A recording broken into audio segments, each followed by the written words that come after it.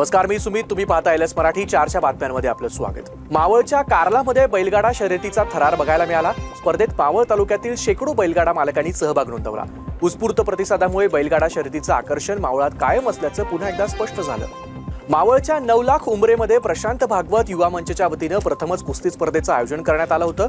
या स्पर्धेमध्ये पुरुष गटाकडून राहुल सातकर यांनी विजेतेपदाची कमाई करून बक्षीस म्हणून बुलेट दुचाकी जिंकली आहे. तर महिला गटात अनुष्का दहिबाते यांनी बाजी मारत मावळ केसरी हा किताब पटकावलाय.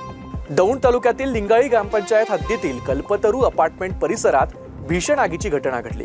या आगीत तब्बल 17 दुचाकी जळून खाक झाल्या असून आगीचं नेमकं कारण अद्याप अस्पष्ट आहे. अचानक घडलेल्या या घटनेमुळे परिसरात एकच खळबळ उडाली असून नागरिकांमध्ये भीतीचं वातावरण निर्माण झालंय. घटनेची माहिती मिळताच अग्निशमन दलाने तात्काळ घटनास्थळी धाव घेत आगीवर नियंत्रण मिळवलंय. सुदैवानं या आगीत कोणतीही जीवितहानी झालेली नाही.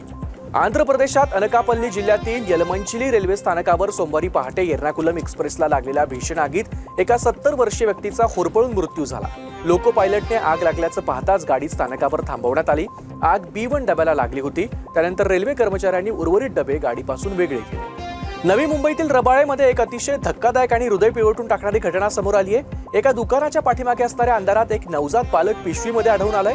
आवाज ऐकून ओंकार वैती या तरुणानं पिशवी उघडली असता या पिशवीमध्ये एक नवजात बालक आढळून आलं.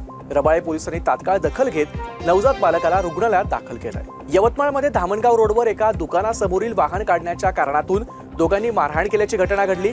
या मारहाणीत एक व्यक्ती गंभीर जखमी झाला असून त्याच्यावर रुग्णालयात उपचार सुरू आहे. या प्रकरणी आरोपीवर पोलिसात गुन्हा दाखल करण्यात आलाय. पुढील तपास पोलीस करतायत. बीडच्या केसापुरी येथील जैन मंदिरातील पितळी मूर्ती चोरीला गेल्याचा धक्कादायक प्रकार घडलाय. माजलगाव पासून जवळच असलेल्या केसापुरी येथील जैन मंदिरातील देवाच्या मूर्त्या भुरट्या चोरांनी पळवल्या. तसंच दानपेटी देखील फोडण्याचा प्रयत्न करण्यात आलाय. या घटनेमुळे परिसरात संतापाची लाट उसळली आहे. अज्ञात चोरट्यांच्या विरोधात पोलिसात गुन्हा दाखल करण्यात आलाय. पुण्याच्या भोरमध्ये मिल मजदूर संघ आणि मुंबई गिरणी कामगारांचा मेळावा पार पडला. या मेळाव्यात गिरणी कामगारांना त्यांच्या हक्काचं घर मुंबईमध्येच मिळावं अशी ठाम भूमिका कामगारांनी मांडली. वांगणी शेलू या ठिकाणी जबरदस्ती घरं घ्यायला लावली जात असून त्या ठिकाणी फसवणूक होत असल्याचा आरोप गिरणी कामगारांनी केलाय. या होत्या आताच्या महत्त्वाच्या बातम्या. बघत रहा एलएस मराठी.